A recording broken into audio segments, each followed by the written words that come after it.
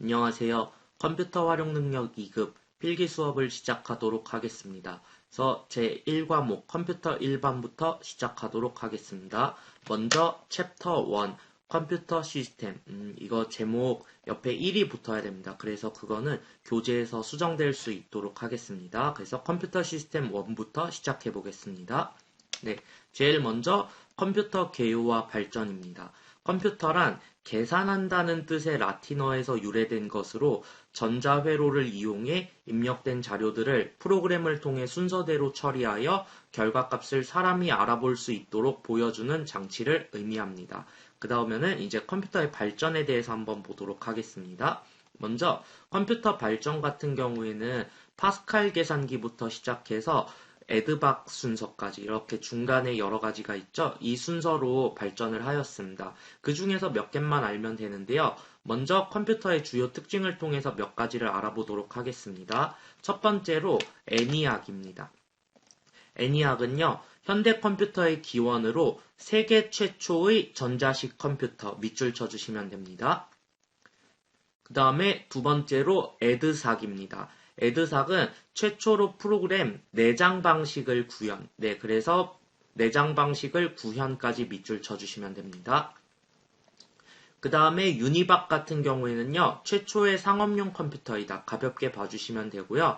그 다음에 에드박, 애니악, 에드삭, 에드박, 좀 이름이 비슷하죠? 이거는요, 이진법을 채택, 여기를 밑줄 쳐주시면 됩니다. 이 단어들이 핵심되는 것이라고 생각해 주시면 됩니다. 그러면은 이번에는 컴퓨터의 세대별 특징에 대해서 알아보도록 하겠습니다. 제1세대부터 제2세대, 3세대, 4세대, 5세대까지 이어졌는데요. 1세대는 먼저 일괄 처리 시스템이라는 단어가 나옵니다. 그리고 이거는 밑줄은 안 치셔도 됩니다. 그냥 가볍게 봐주시면 됩니다. 2세대는 실시간 처리 시스템. 그리고 3세대는 뭐 그냥 가볍게 봐주시면 되고요. 4세대부터 이제 개인용 컴퓨터가 나오기 시작했으면서 분산 처리 시스템을 이용했다고 합니다. 이 시스템 같은 경우에는요, 이렇게 발전하는 과정은 뒤에서 한 번 더 언급드리도록 하겠습니다. 그리고 제 5세대 별표 쳐주시면 됩니다. 5세대는 인터넷 인공지능 퍼지이론 패턴 인식 등의 신기술을 개발하여 사용하였다고 하는데 아마 다른 단어들은 낯설지 않을 텐데 퍼지라는 단어가 낯설 테니까요. 이것도 새로운 신기술이다. 이렇게 연결지어서 생각해 주시면 좋을 것 같습니다. 그 다음에는 컴퓨터의 구성에 대해서 알아보도록 하겠습니다. 먼저 컴퓨터의 구성은 하드웨어하고 소프트웨어로 나누어져 있습니다. 그래서 하드웨어는 설명을 읽어보시면은요, 컴퓨터를 구성하는 물리적인 부품을 의미한다. 그래서 장치라고 생각해 주시면 됩니다. 이거는 외부 장치. 이렇게 생각해 주시면 됩니다. 그 다음에 소프트웨어는 하드웨어를 사용하기 위해 컴퓨터 안에 들어가 있는 프로그램들을 의미한다. 그러니까 그 컴퓨터 안에 있는 뭐 내 PC라든지 문서라든지 인터넷이라든지 뭐 이런 기타 손으로 만질 수는 없고 그냥 컴퓨터 안에 있는 것들을 의미한다. 이렇게 생각해 주시면 됩니다. 이번에는 컴퓨터의 분류에 대해서 알아보겠습니다. 먼저 컴퓨터는 크게 처리 능력에 따른 분류, 데이터 취급에 따른 분류, 사용 용도에 따른 분류 등으로 나누어집니다. 여기는 굳이 밑줄은 안 치셔도 되고요. 그 다음을 봐주시면 됩니다. 그러면 먼저 첫 번째로 처리 능력에 따른 분류입니다. 이거는 그냥 미니 컴퓨터, 메인프레임 컴퓨터, 슈퍼컴퓨터가 있구나. 그래서 설명을 이렇게 가볍게 한 번씩 읽어봐 주시면 되는데요. 주로 어디에서 사용하는지 아마 병원이나 정부기관 또는 일기예보 같은 특수 분야 이런 것 어디에서 사용되는지만 가볍게 한번 봐주시면 될 것 같습니다. 사실 중요한 부분은 여기입니다. 데이터 취급에 따른 분류인데요. 별표 한번 쳐주시면 됩니다.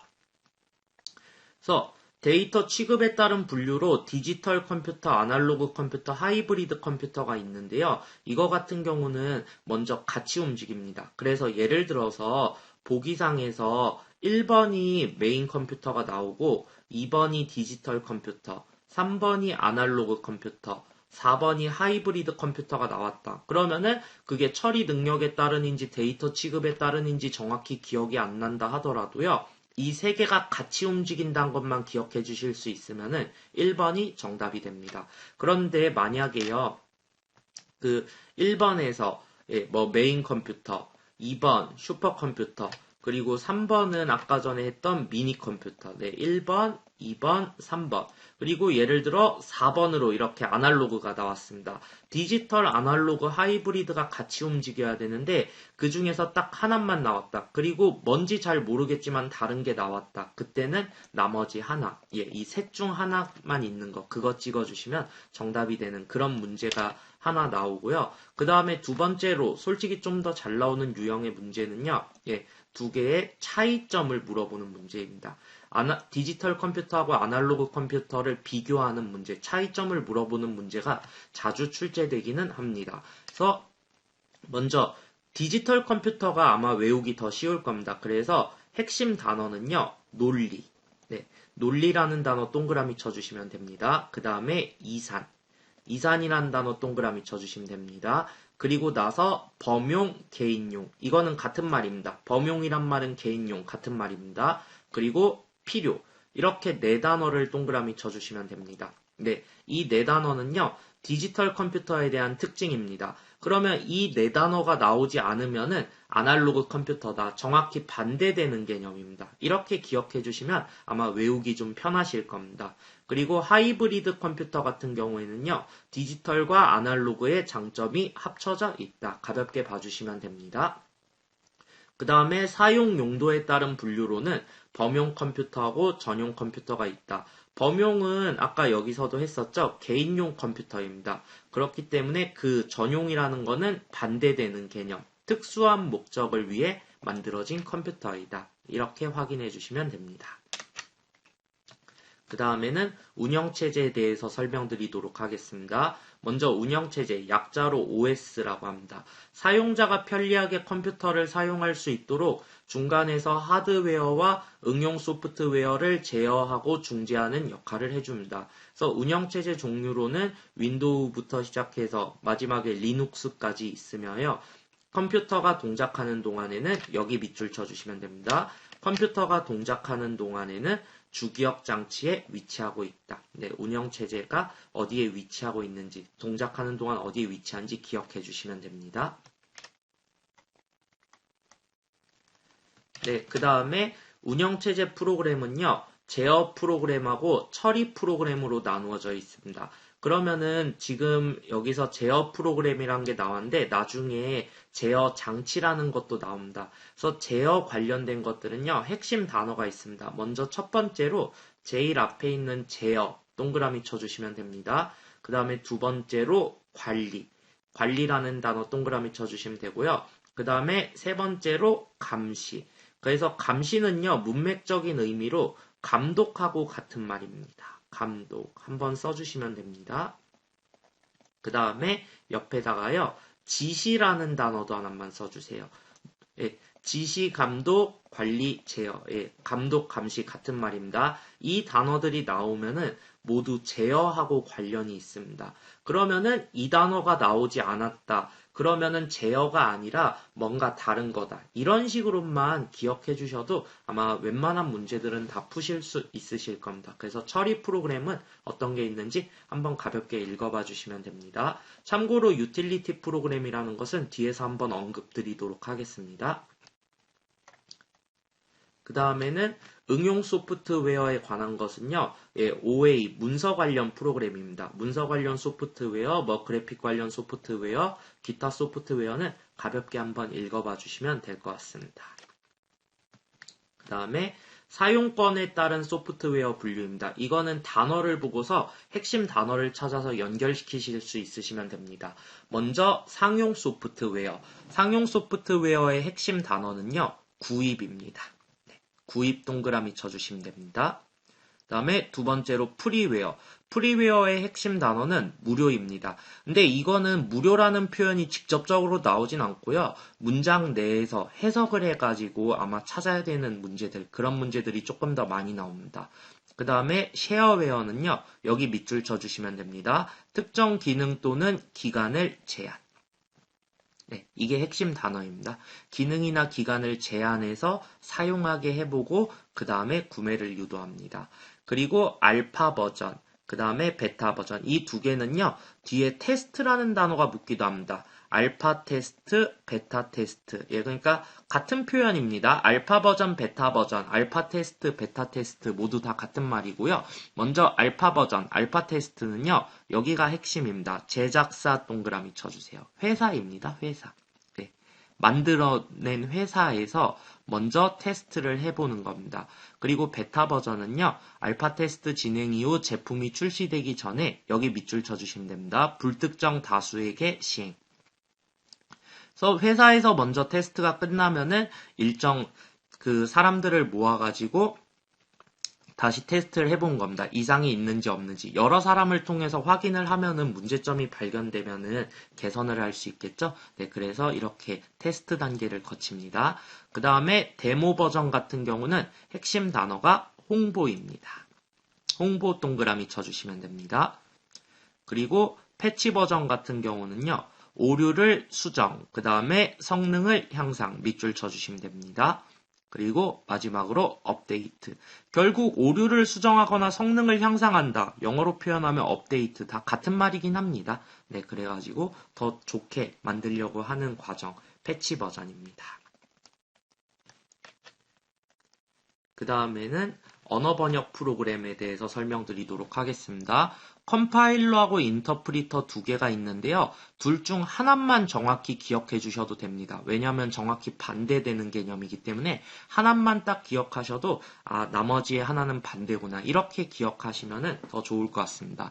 먼저 컴파일러 같은 경우에는요. 여기 밑줄 쳐주시면 됩니다. 실행은 빠르지만 번역이 느리다. 컴파일러의 특징입니다. 그리고 인터프리터 같은 경우에는요. 번역은 빠르지만 실행이 느리다. 네. 그래서 정확히 반대되는 개념입니다. 너무 어렵게 생각하지 말고 하나만 정확히 기억해 주세요. 그리고 그게 아니면 나머지는 반대 거다. 보통 이런 식으로만 접근해 주셔도 아마 문제 풀 때 많이 수월하실 겁니다. 그 다음에 유틸리티 프로그램이라는 것은요. 사용자의 편의를 위해 제공되는 윈도우스 미디어 플레이어. 이거는 동영상 재생하는 프로그램입니다. 계산기, 메모장, 그림판, 알집 등을 의미한다. 따라서 이런 해당 프로그램들은 없더라도 컴퓨터 동작에는 사실 전혀 상관이 없습니다. 여기 밑줄 쳐주시면 됩니다. 해당 프로그램들은 없더라도 컴퓨터 동작에는 전혀 상관이 없다. 있으면 좋고요. 없어도 상관없다. 이렇게 생각해 주시면 됩니다. 그리고 특히 윈도우스 미디어 플레이어, 동영상 재생하는 그 프로그램은요. 재생은 가능하지만 편집은 불가능하다. 네, 그래서 윈도우스 미디어 플레이어 밑줄 쳐주신 다음에요. 예, 여기 다 밑줄 쳐주세요. 재생은 가능하지만 편집은 불가능하다. 그 다음에 메모장 같은 경우에는요. 글자 색, 맞춤법 검사, 표 작성, OLE 기능. 네, OLE 기능 동그라미 쳐주시면 됩니다. 이것도 뒤에 가면 한번 언급 드릴 건데요. 뭐 도형이나 그림 같은 거 의미합니다. 모양을 가지고 있는 무언가를 의미하는데 메모장에서는 OL이라는 게 이런 도형이나 그림 같이 뭔가 모양을 가진 것을요. 삽입하거나 넣거나 또는요. 모양을 바꾸는 거, 편집하는 거 이런 거를 의미하는데요. 네. 메모장에서는 이러한 작업들은 할 수 없습니다. 그 다음에 운영체제 성능평가 4요소는요. 여기 4개가 있죠. 이거는 그냥 암기입니다. 네. 사지선다형 시험이다 보니까요. 아무래도 4개 중에 하나 다른 거 하고서 골라라. 이런 문제가 자주 출제되고 있습니다.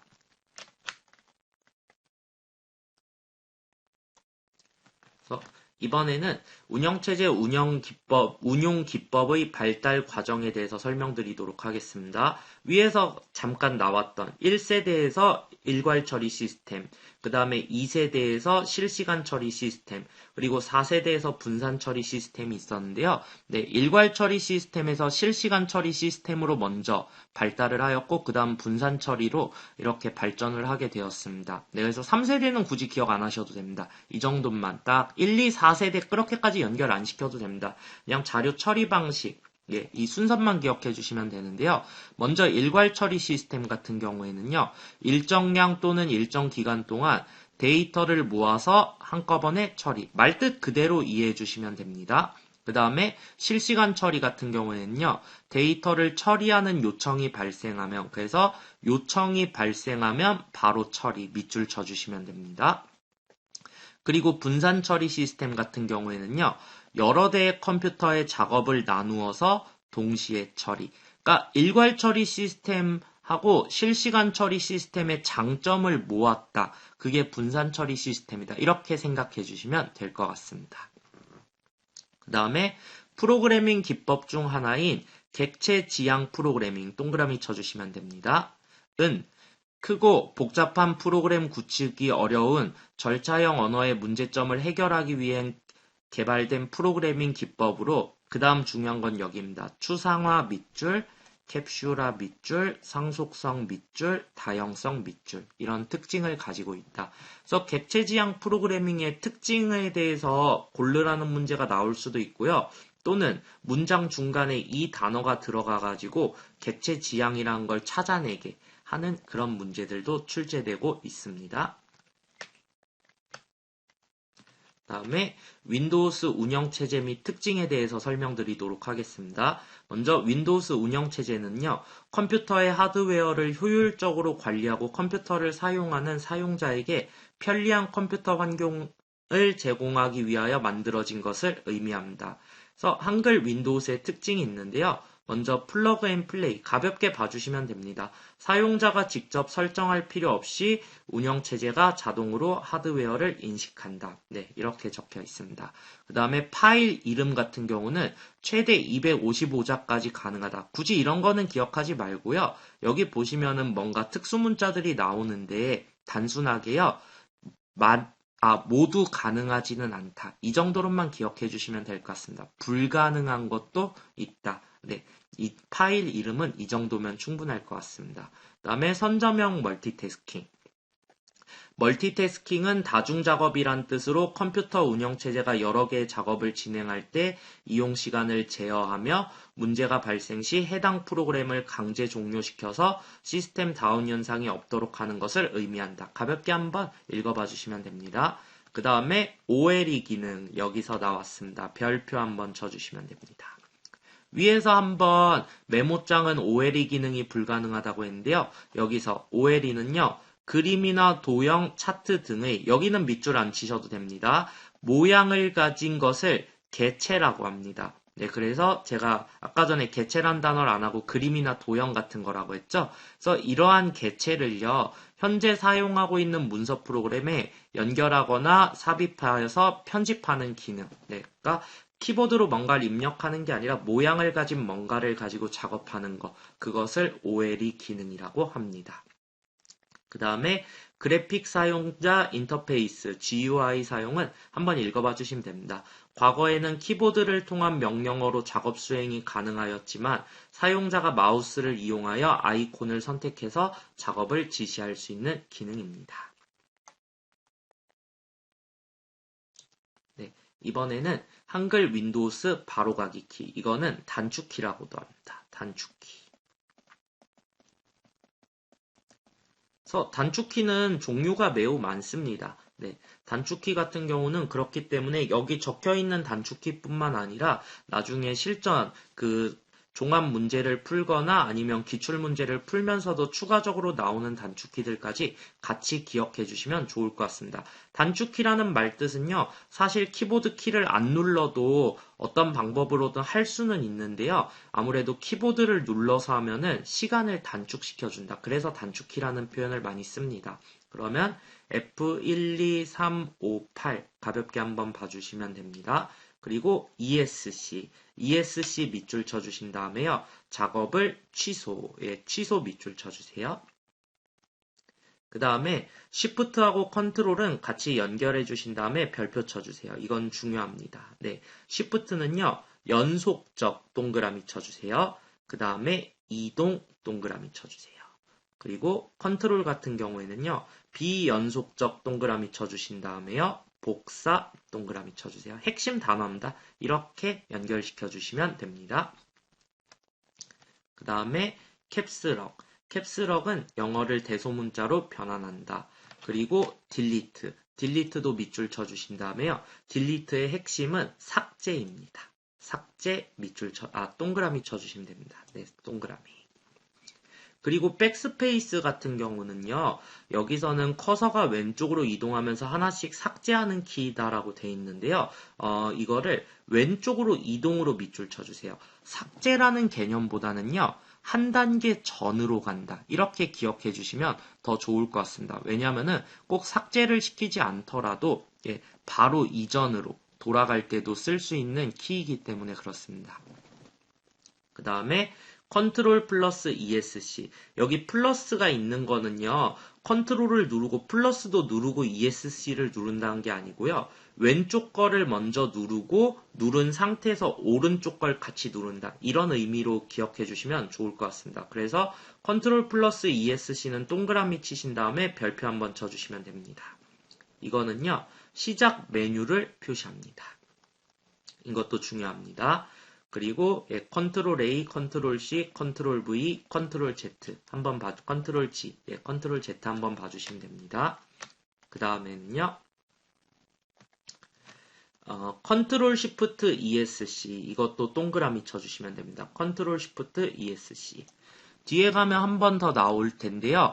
작업 관리자 창. 네, 그래서 일반적으로 많이 쓰는 거는요. 컨트롤 알트 딜리트. 네, 이걸로 많이 쓰실 텐데요. 자격증 시험이다 보니까 같습니다. 컨트롤 시프트 ESC를 눌러도 작업 관리자 창이 나타납니다. 그 다음에 알트 플러스 ESC, 알트 플러스 F4는 한번 가볍게 읽어봐 주시면 됩니다. 그리고 알트 플러스 엔터 밑줄 쳐주시면 됩니다. 이거 같은 경우에는요. 선택한 항목의 선택된 항목의 속성을 표시 밑줄 쳐주시면 됩니다. 나중에 이 과목에 가도 Alt 플러스 엔터라는 단축키가 나옵니다. 근데 지금은 1과목이죠. 1과목에서는 선택한 항목의 속성을 표시하지만요. 이 과목에서는 전혀 다른 뜻으로 나옵니다. 그렇기 때문에 Alt 플러스 엔터는 1과목용 따로 2과목용 따로 기억해 주시면 좋습니다. 그리고 나머지는 가볍게 한 번씩 봐주시면 됩니다. 이번에는 작업 표시줄에 대해서 설명드리도록 하겠습니다. 작업 표시줄이란 현재 실행되고 있는 프로그램 아이콘들과 프로그램을 빠르게 실행하기 위해 미리 등록한 아이콘 등이 표시되는 곳이며 시작 단추, 알림 영역, 날짜와 시간 등이 있고 기본적으로 모니터 화면의 아래쪽에 배치되어 있다. 이렇게 작성되어 있습니다. 그러면 여기 화면을 보시면요. 이렇게 바탕화면 이미지가 있을 때 여기 가려지긴 했는데 원래 이렇게 밑에 이게 들어가 있습니다. 이렇게 밑에 들어가 있어서 말 그대로 이렇게 아이콘들도 있고요. 날짜도 있고 뭐 다양한 기능들이 있습니다. 이거를 보면서 저희가 활용을 할 수 있는데요. 이 작업 표시줄의 특징이 몇 가지 있습니다. 밑으로 내려서 보겠습니다. 그래서 먼저 작업 표시줄 같은 경우는 위치 변경이 가능합니다. 상하 좌우로 이동이 가능. 밑줄 쳐주시면 됩니다. 이 얘기는요. 여기 위에서 작업 표시줄이 이렇게 밑에 있으면은요. 원래 일반적으로 하단 부분에 있지만 오른쪽으로도 이렇게 배치되게 옮길 수 있고요. 위로도 배치되게 옮길 수 있고 왼쪽으로도 배치되게 옮길 수 있습니다. 그것을 의미합니다. 그 다음에 작업 표시줄의 크기 같은 경우에는 화면의 2분의 1, 50%까지는 크기 변경이 가능합니다. 그리고 작업 표시줄 내에서 아이콘 크기는 자동 조정되지 않으며 여기 한번 밑줄 쳐주시면 됩니다. 아이콘 크기는 자동 조정되지 않으며 이미 딱 크기가 정해져 있다는 얘기입니다. 그리고 중요한 거 딜리트 키를 사용하는 것이 불가능하다. 여기 별표 쳐주시면 됩니다. 밑줄 치신 다음에 별표. 작업 표시줄에서는요. 딜리트 키 삭제하는 기능이죠. 딜리트 키로는 삭제를 할 수 없다. 어떤 것이든지 간에 작업 표시줄하고 관련된 것들은 딜리트 키 사용 불가능. 이렇게 기억해 주시면 됩니다. 그 다음에 에어로피크. 에어로피크는 핵심 단어가 있습니다. 바로 바탕화면이라는 단어랑 미리 보기 동그라미 쳐주시면 됩니다. 이 단어는 그냥 이 두 단어만 같이 나오면은 딱 연결시키는 그런 문제만 나옵니다. 그래서 에어로피크 같은 경우에는 이게 바탕화면 미리 보기가 이렇게 딱 붙어 있는 게 아니고요. 뭐 바탕화면을 뭐 예를 들어서 빠르게 미리 본다 이런 식으로 바탕화면이라는 단어랑 중간에 어딘가에 미리 보기란 단어가 들어가요. 그래서 같이 들어가 있으면 에어로피크다 이렇게 생각해 주시면 됩니다. 그 다음에 작업 표시줄 내에서 점프 목록이 있습니다. 예, 점프 목록 같은 경우에는요, 최근에 실행하였던 파일이나 폴더, 사이트 등을 목록 형태로 구성해 주는 것을 의미하는데요.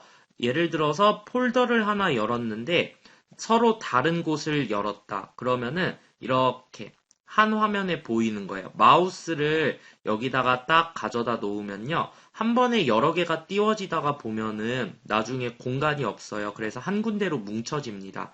거기에 마우스를 갖다 댔을 때는 이렇게 딱 표시가 되는 것을 얘기합니다.